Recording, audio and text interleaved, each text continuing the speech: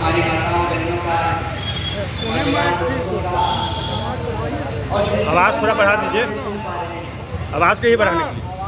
आप यदि मोबाइल से देख रहे हैं या अपने घरों में बैठे हुए हैं, अपनी दुकानों में बैठे हुए हैं, जिन तक भी हमारी आवाज़ पहुंच रही है, वैशाली की सभी जनता का क्रांतिकारी जय भी कहता हूँ। और जो मुझे बताया गया कि कई घंटे से आवाज़ आ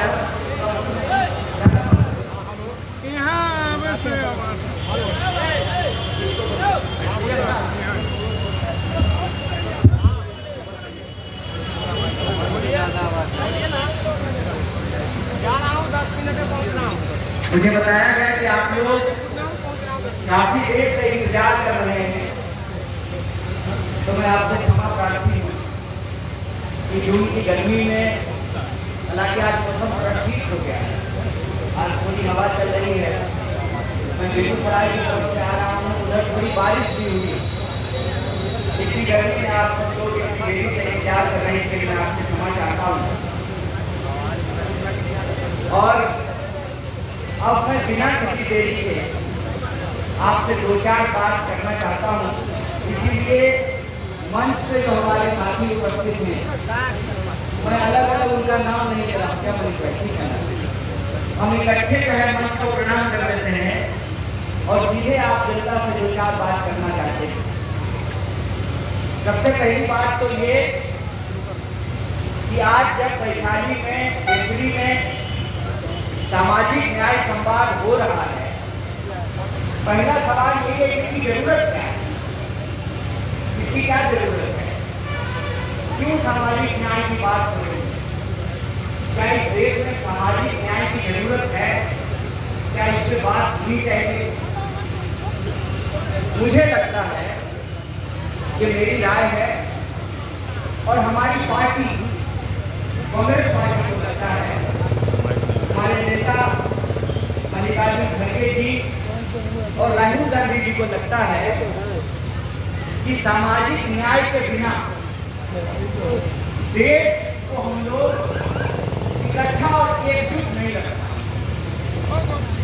और ऐसा इसलिए लगता है कि मान लीजिए हम लोग सुबह शाम खाना खाते हैं और खाने का असर जो है विटामिन, प्रोटीन, वो किसी एक ही अंग को आज में पहुंचे और गांव में नहीं पहुंचे तो हम बीमार हो जाएंगे ना।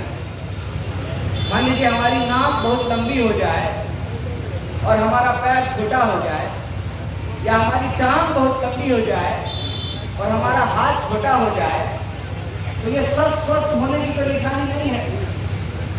तो समाज को भी जब आप एक शरीर की तरह देखेंगे तो आपको नजर आएगा कि टांग बहुत लंबी हो गई और हाथ छोटा हो गया। एक तबका ये है जो इतना खा लिया है, इतना मोटा लिया है कि उसको एक्सरसाइज करना पड़ता, और एक तबका ऐसा है जो मेहनत किए जा रहा है, पसीना बहाए जा रहा है, फिर भी दो वक्त की रोटी को नहीं जुटा पा रहा। तो देश जब सबका, ये शरीर हमारा है, ऐसा क्यों हो रहा है कि खाना बाद में पहुंच रहा है और हाथ में नहीं पहुंच रहा है। इसीलिए सामाजिक न्याय की जरूरत है कि जैसे शरीर के संतुलन के लिए हर शरीर के अंग का विकास होना जरूरी है, वैसे ही देश के विकास के लिए समाज का संतुलन होना बहुत जरूरी है। लेकिन आप देखेंगे कि समाज में संतुलन नहीं देखने को मिलता है। डॉक्टर बाबा साहब भीमराव अंबेडकर ने एक संविधान बनाया। उस संविधान की व्यवस्था ये है कि सबका वोट बराबर है। ये जो मंच पे लोग बैठे हैं इनका भी वोट बराबर है, आप लोग जो खड़े हैं आपका भी वोट बराबर है, ये जो कुर्सी पे बैठे हैं इनका भी वोट बराबर है। तो जब वोट देने का अधिकार बराबर है तो जिंदगी जीने का अधिकार बराबर है। समाज में इतना ऊंच नीच, इतना भेदभाव क्यों है? इस प्रश्न का जवाब देने के लिए, इस प्रश्न को समझने के लिए यह सामाजिक न्याय संवाद होना जरूरी है। और सामाजिक न्याय संवाद के बारे में एक बात जान लीजिए, न्याय की जरूरत किसी एक जात को नहीं बल्कि पूरे समाज को होता है। इसीलिए सामाजिक न्याय बोलते हैं, जातीय न्याय नहीं बोलते। ये जो भ्रम फैलाया गया है, आप लोग जगह देते हैं, वो जो देख ही नहीं पा रहे हैं, इसीलिए हम बीच में आ गए, उनको दिखने यहाँ से।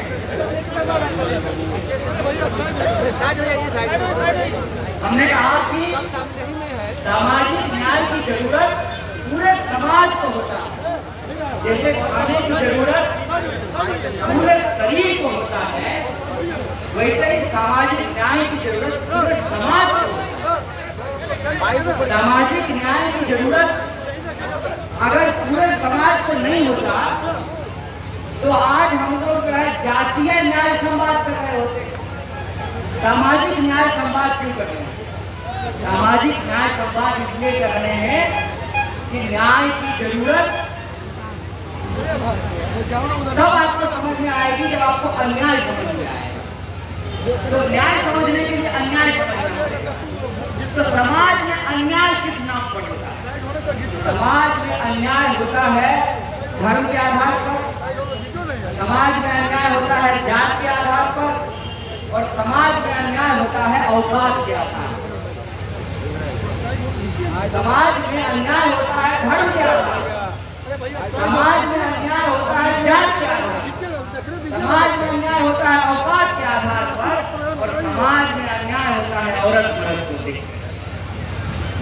तो जब अन्याय होगा हमको देख करके, तो न्याय भी देना पड़ेगा हमको देख करके। यह बात हम लोगों को समझनी पड़ेगी। और हम आपको बताते हैं कि देखिए कैसे धर्म के आधार पर अन्याय होता है, जात के आधार पर अन्याय होता है, औकात के आधार पर अन्याय होता है, और औरत मर्द देख करके अन्याय होता है।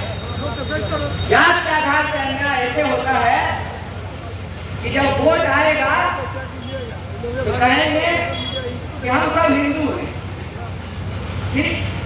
जब चुनाव आएगा तो कहेंगे कि हम सब हिंदू हैं, लेकिन जब अधिकार देने का बात आएगा तो कहेंगे कि दलित है, पिछड़ा है, अति पिछड़ा है। बोलिए होता है कि नहीं होता है? आज भी चांद पे हम पहुंच गए हैं, मोबाइल सबके हाथ में आ गया है। डेंगू का मच्छर अगर ब्राह्मण को भी काटेगा तो डेंगू ही होगा, और दलित को भी काटेगा तो डेंगू ही होगा। मच्छर जो है वो भेद नहीं करता है, लेकिन मनुष्य भेद करता है। अभी कोरोना का बीमारी हुआ था तो कोरोना जो जाति देख के हो रहा था, धर्म देख के हो रहा था, औरत मर्द देख रहा था, मंदिर मस्जिद देख रहा था। अरे टोपी पहनने वाले को भी कोरोना ही हो रहा था, और टीका लगाने वाले को भी कोरोना ही हो रहा था। बीमारी भेद नहीं करता है, लेकिन इलाज में भेद होता है। अभी रंजीत जी आपको कहानी सुनाए कि हॉस्पिटल का उद्घाटन हो गया, नड्डा जी आए थे, मंगल पांडे जी आए थे, नीतीश जी आए थे, अस्पताल का उद्घाटन हो गया, प्रधानमंत्री बनेगा, लेकिन अगर आप लड़ना छोड़ दीजिएगा तो आपको न्याय नहीं मिलेगा, आपको जो है कोई फल नहीं मिलेगा। यह बात हमको याद रखनी है। इसीलिए यह संवाद जब हम आपसे करने के लिए आए हैं तो मोटा मोटा 5 बात हम आपसे करना चाहते हैं। पहली बात तो ये कि सबसे ज्यादा ताकत शिक्षा में होती है। अगर हम पढ़े नहीं होते, अगर हम तालीम नहीं हासिल किए होते, तो मेरी माँ आंगनबाड़ी में काम करती है, उनको इतना हिम्मत होता कि हम इस देश के प्रधानमंत्री और मुख्यमंत्री से सवाल पूछ रहे होते। तो सबसे ज्यादा जरूरी चीज है शिक्षा। हमको पढ़ना है, अपने बच्चों को पढ़ाना है, और जो शिक्षा का अधिकार हमारा संविधान का दिया हुआ अधिकार है, उस अधिकार पर जब सरकार हमला करेगी तो उस हमले का हमको जोरदार मुकाबला करना है। क्योंकि अगर हम पढ़ेंगे नहीं तो अपने अधिकार को नहीं समझेंगे, अपने इतिहास को नहीं समझेंगे, और हमारी आने वाली पीढ़ी जो है वो अपने जीवन को सुंदर नहीं बना पाएगी। और दूसरी बात जो मैं आपसे कहना चाहता हूँ, देश के अंदर एक बहुत बड़ी साजिश चल रही है। साजिश ये है कि इस देश में मुट्ठी भर ऐसे लोग हैं जो मजाक करते हैं। उसका उदाहरण मैं आपको देता हूं कि देश के प्रधानमंत्री ने कहा कि 80 करोड़ लोगों को ये 5 किलो अनाज दे रहे हैं। मतलब साफ है कि 5 किलो अनाज जो लोग ले रहा है वो गरीब लोग हैं। गरीब लोग ही 5 किलो अनाज दे रहा है ना, लाइन में बैठे। अब तो 5 किलो नहीं मिलता, कोई डीलर 5 किलो नहीं तोलता है, पौने 4 किलो, 4 किलो, 4.5 किलो तोलता है। 5 किलो तोलता है क्या? और एक भी योजना ऐसी नहीं है जो बिना कमीशन का मिलता है। आप आवास योजना में घर लेने जाइए, वृद्धा पेंशन लेने जाइए, ब्लॉक में जो है कागज बनवाने के लिए जाइए, पूरा कमीशन सेट है। बिहार के अंदर बेलगाम नौकरशाही है जो जनता का खून चूस रही है, जनता का पैसा लूट रही है और अपना तिजोरी भर रही है। आप कहते हैं कि 80 करोड़ लोगों को हम 5 किलो अनाज दे रहे हैं, तो दूसरी तरफ कहते हैं कि देश विकसित हो रहा है।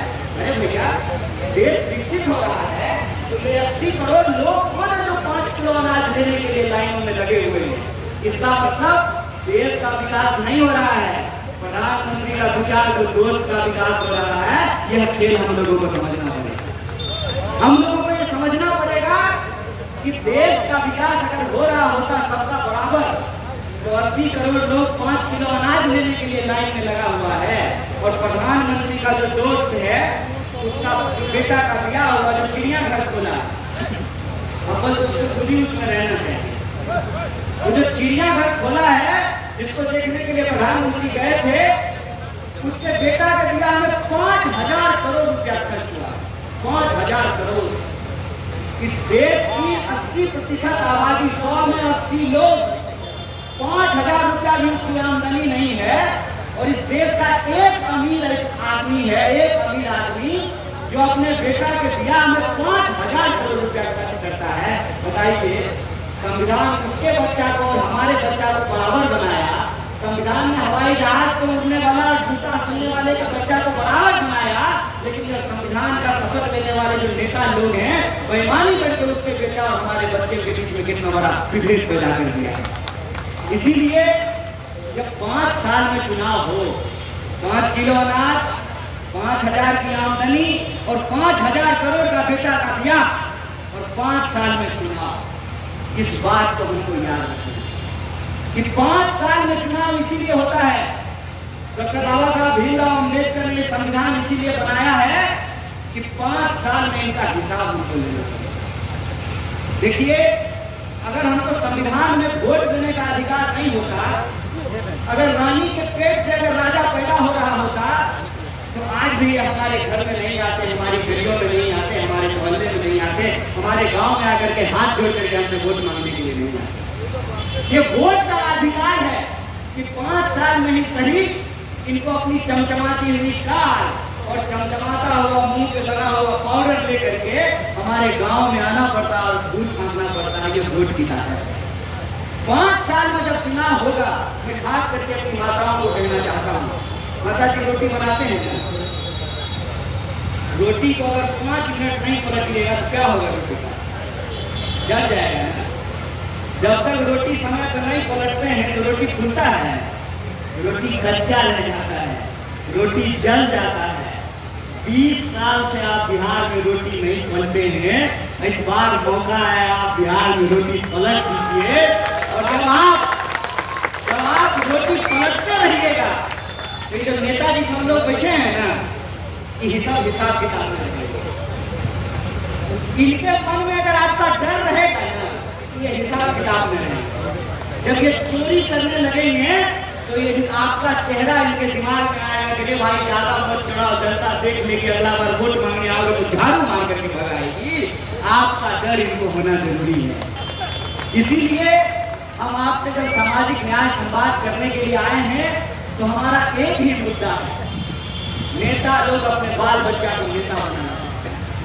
कलेक्टर का बच्चा कलेक्टर बनना चाहता है, डॉक्टर का बच्चा डॉक्टर बनना चाहता है, लीडर का बच्चा लीडर बनना चाहता है, लेकिन फार्मर का बच्चा फार्मर नहीं बनना चाहता, लेबर का बच्चा लेबर नहीं बनना चाहता। क्यों बनेगा? जिस देश में 1 घंटे में किसान आत्महत्या कर ले रहा हो अपने ही खेत में, जिस देश का नौजवान बेरोजगारी का मार झेल करके आत्महत्या कर रहा हो अपने ही कमरे में लटक कर, उस देश में कौन चाहेगा किसान बनना। लेकिन किसान अगर अनाज नहीं उगाएगा, फार्मर अगर नहीं अनाज उगाएगा, तो लीडर साहब मशरूम कहाँ से खाएंगे। अगर खेती नहीं करे किसान, मजदूर मजदूरी नहीं करे, तो देश चलेगा क्या। इसीलिए देश को चलाने के लिए किसानों और मजदूरों को बचाना जरूरी है। देश को चलाने के लिए गरीबों को गरीबी से निकालना जरूरी है। और देश को अगर आगे बढ़ाना है तो जो हमारे समाज की आधी आबादी है उसको बचाना जरूरी है। और इसीलिए आधी आबादी के लिए कांग्रेस पार्टी एक योजना लेकर के आई है। उस योजना का नाम है माय बहिन योजना।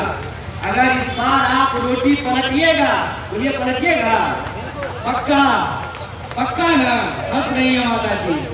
अगर रोटी पलटिएगा तो 5 साल में जो रोटी पलटनी चाहिए, उस पलटने का नतीजा ये होगा कि आपके खाते में इंडिया गठबंधन की सरकार बनेगी और हर गरीब के खाते में 2500 रुपया पहुंचाने का काम हम करेंगे।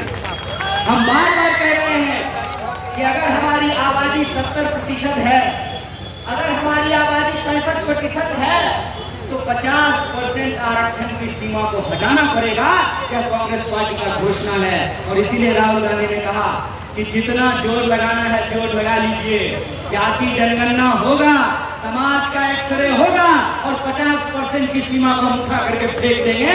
50% की सीमा को हमको बढ़ाना पड़ेगा। जिसकी जितनी आबादी होगी उसकी उतनी भागीदारी देनी पड़ेगी। और एक आखिरी बात बोल करके हम अपनी बात को खत्म करेंगे। देखिए, देश एक गंभीर संकट से गुजर रहा है और इस गंभीर संकट से देश कोई मुकम्मल फैसला ले, इसीलिए देश में हिंदू और मुसलमान किया जाता है। हम इंसानों को आपस में लड़ाया जाता है।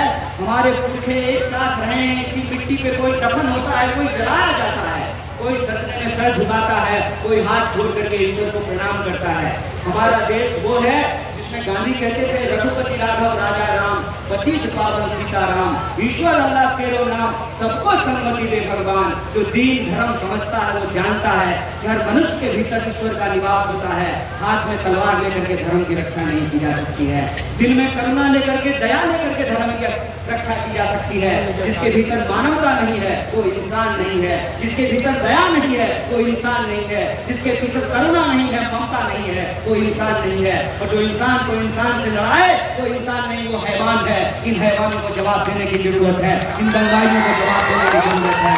इसीलिए मेरा आप सबसे निवेदन है कि हमको इस आधार पर आपस में नहीं लड़ना है। जो हमारा लुटेरा है वो उसका भी धन लूट रहा है जो मस्जिद जा रहा है। जो लुटेरा है वो उसका भी धन लूट रहा है जो मंदिर जा रहा है। वो लुटेरे वो हैं जो हमारे स्कूल का पैसा खा रहे हैं, हमारे अस्पताल का पैसा खा रहे हैं, हमारा रेल बेच रहे हैं, हमारा तेल बेच रहे हैं, हमारा भेल बेच रहे हैं। इन बेचने वालों से हम बचाने वालों को लड़ना पड़ेगा। बोलिए, आप बचाने वाले एकजुट रहेंगे कि नहीं रहेंगे? अगर कोई भड़काएगा तो भड़केंगे, साथ में मिलकर रहेंगे, परिवर्तन होगा। परिवर्तन होगा तो इस बार परिवर्तन का एक ही नारा है, यह लड़ाई न्याय और अन्याय के बीच में है। और इतिहास गवाह है, जब जब न्याय चाहने वाले लोग एकजुट होते हैं तो अन्याय हारता है और न्याय की जीत होती है। यह जीत हम जरूर करेंगे। शिक्षा, नौकरी और भागीदारी लेकर के रहेंगे। इन्हीं शब्दों के साथ आप तमाम लोगों को, वैशाली की आदरणीय जनता को, हमारी माताओं बहनों को, देश के एक आवाम को बहुत बहुत धन्यवाद। जब जातीय जनगणना होगा तो निश्चित ही स्थिति क्या है। सवाल यह उत्पन्न होता है कि लंबे समय तक हमारे संघर्षों के बाद, काफी कुर्बानियों के बाद, देश का जो आजादी के बाद सबसे खूबसूरत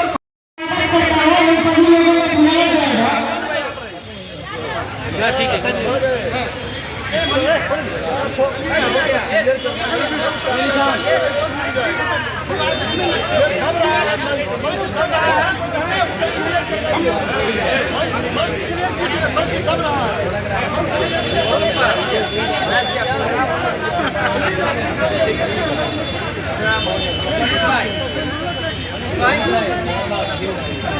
लेकिन अस्पताल में इलाज नहीं है।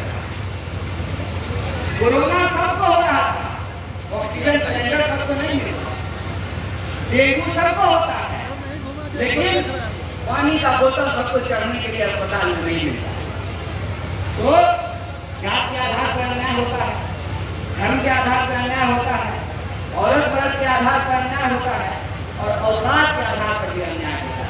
औकात के आधार पर ऐसे अन्याय होता है कि आप जो है किसी भोज में जाइए, तो भोज में गए हैं तो बड़का लोग भी पेटे में खाएगा, अरे गरीब का लोग मुंह से खाता है, तो अमीर का लोग कान से थोड़ी खाता है, वो तो मुंह से नहीं खाता है।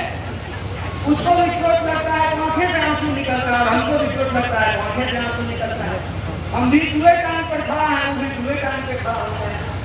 अरे वो भी मरेगा, मिट्टी में मिल जाएगा, हम भी मरेंगे, मिट्टी में मिल जाएंगे। जब नेचर जो हमको बनाया है, कहते हैं ऊपर वाला बनाया है, प्रकृति ने बनाया है, अल्लाह ने बनाया है, ईश्वर ने बनाया है, जो भी बनाया हो जिसके हिसाब से, जब वो भेदभाव नहीं कर रहा है तो उसके द्वारा बनाए हुए लोग हमारे साथ भेदभाव नहीं कर रहे हैं। आप भोज में जाइए, आप कौन सा गाड़ी से भोज खाने के लिए आए, आप कौन सा घड़ी पहन करके आए, आपका सरिया बनारसी है कि नहीं है, आपके पैर में चप्पल कौन सा आप पहन के आए हैं, ये विवेक करके भोज करने वाला घर वाला भी कहेगा। जब बाबू लोग आएंगे, बड़का लोग आएंगे, आइए आइए, दरी बिछा हुआ रहेगा, दरी के ऊपर अलग से बोरा बिछाता है उनके बैठने के लिए, और गरीब लोग खाए जाएगा खाना खाने के लिए, उसको भी निमंत्रण दिया है, उसका जाओ उधर बैठो, उधर बैठो, उधर बैठो। रिश्तेदार भी ऐसा ही करता है। आपके पास अगर पैसा है, अच्छी नौकरी है, कार है, बॉडीगार्ड है, बंदूक है, तो जो आपका मौसा नहीं है ना, वो भी कहेगा हम उसका मौसा है, हम उसका फूफा है। और अगर आपकी औकात नहीं हो तो अपना बाल बच्चा भी अपने माए बाप को पहचानने के लिए तैयार नहीं है, अपने चाचा चाची को पहचानने को तैयार नहीं है, अपने फूफा मौसा को पहचानने को तैयार है। तो जब भेद होता है जात के आधार पर, जब भेद होता है धर्म के आधार पर, जब भेद होता है औरत मर्द को देख करके, बताइए यही औरत जो है हर मनुष्य को मर्द, अरे मर्द कहाँ से पैदा होता है, औरतें तो पेट से पैदा होता है। और इतनी वो पुत्रु जब बड़ा होगा तो अपने घर की औरत को कहेगा, ए औरत हो, घर में रहो, बाहर बबुआ, तुमको पेट से निकाले हम और तुम हमको घर में घुसा रहे हो। ये जो अन्याय है समाज का, इस अन्याय को जब हम समझेंगे तब हमको न्याय की जरूरत समझ में आएगी।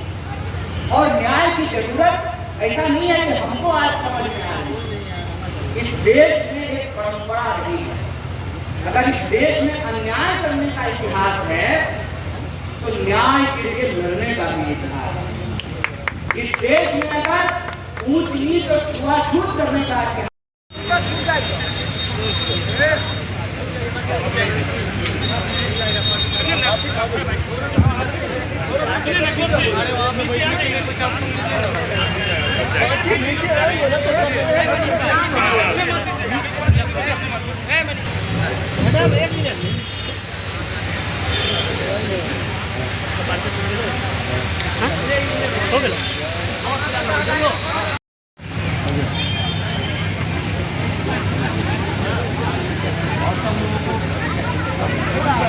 प्लीज आप सभी लोग स्टेज से उतर जाएं। थोड़ा सा इधर देखिए, इधर भैया, इधर। जी लोगों